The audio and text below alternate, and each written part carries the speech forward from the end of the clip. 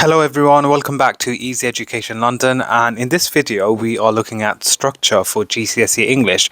Now this is a question a lot of students do struggle with, so what I wanted to do is provide you all with some top tips and how to ace this question when you answer it in the exam. So let's have a look at the question. So it reads, you now need to think about the whole of the source. This text is from the middle of a short story. How has the writer structured the text to interest you as a reader? You could write about what the writer focuses your attention on at the beginning of the source, how and why the writer changes this focus as the source develops, and finally, any other structural features that interest you. So you see what I've done here is I've highlighted the word whole. So again, why have I highlighted the word whole?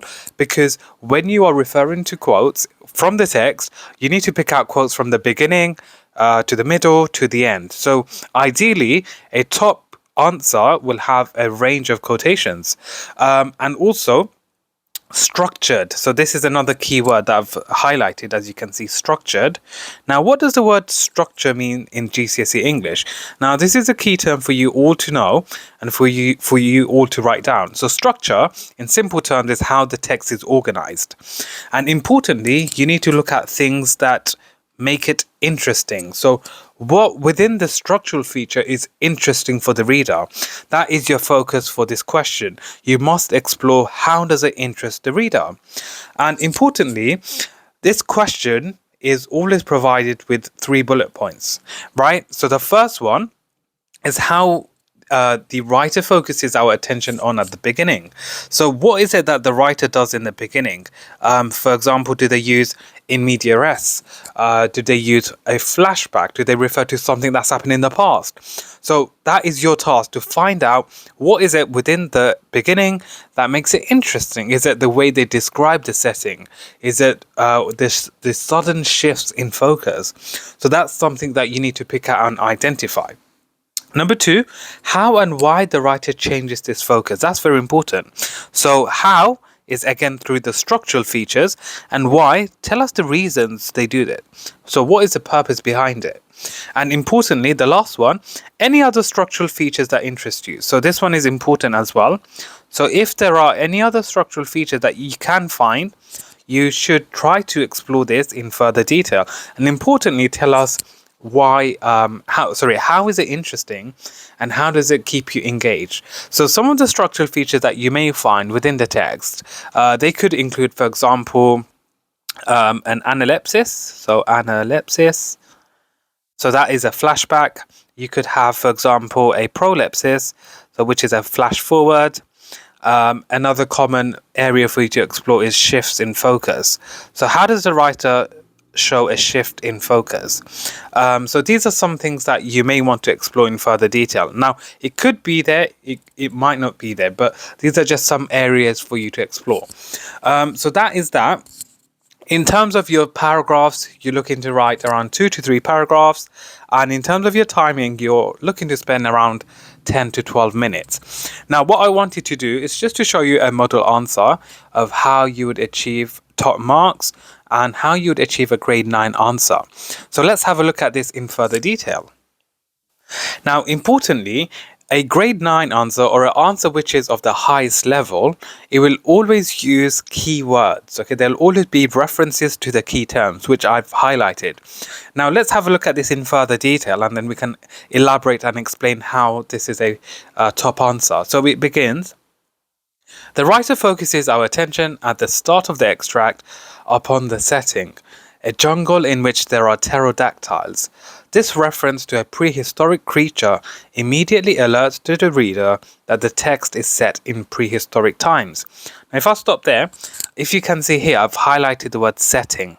So I've highlighted the word setting here because setting is a key focus within any text, okay? Now, is this relevant to structure? Yes, absolutely, because the setting, does it interest the reader? Absolutely. It tells us where the story is taking place. So this is a common area for you to explore, the setting. How does the writer describe the setting and make it interesting? That should be your focus for this question. The writer then shifts to dialogue. Notice the word shifts to dialogue.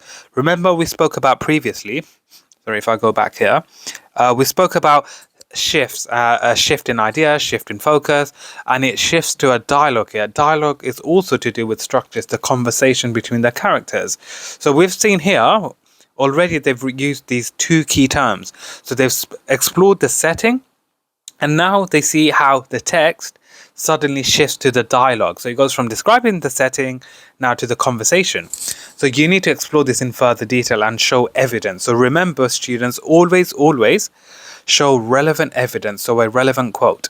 So the writer then shifts to dialogue in order to introduce the protagonist Eccles, who is established as boasting about his hunting prowess.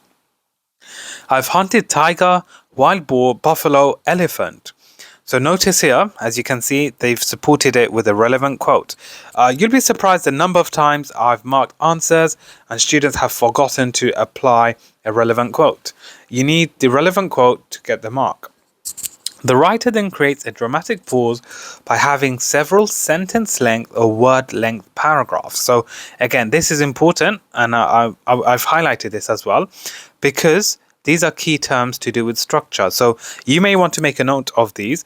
The setting you could explore, the shifts in dialogue, the sentence length or the word length paragraphs. These are all areas for you to explore for structure. So the paragraph lengths, the sentence lengths as well. Including the line silence. Notice how they've again referred to a relevant quote, and they do it continuously. So a top answer will be referring to these key terms highlighted in yellow and regularly referring to these key terms. And then the phrase a sound of thunder, which creates a sense of expectation. The writer then shifts, again, look, they've used the keyword shifts. The writer then shifts to an extremely detailed physical description of the approaching T-Rex in the third person. Look at that.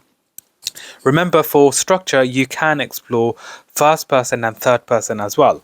But from the perspective of the watching hunters, the text then shifts again continually between Eccles' increasingly panicked dialogue and descriptions of the dinosaur. The writer concludes the extract with a fast-paced action sequence. So remember, for structure, you can also explore the pace, the speed at which things are transitioning to, in which the dinosaur attacks but is stopped by the rifle fire of the hunters, and the text ends with the falling T-Rex. Like a stone idol, like a mountain avalanche, Tyrannosaurus fell. Again, they've supported it with a relevant quote.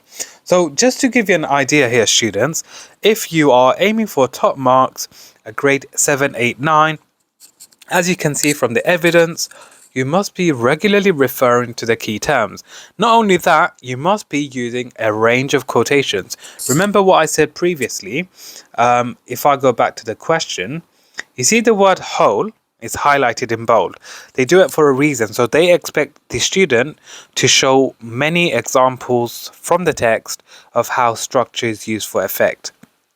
So I hope this has given you all an insight of how to write a top answer for the structure question for the GCSE English language.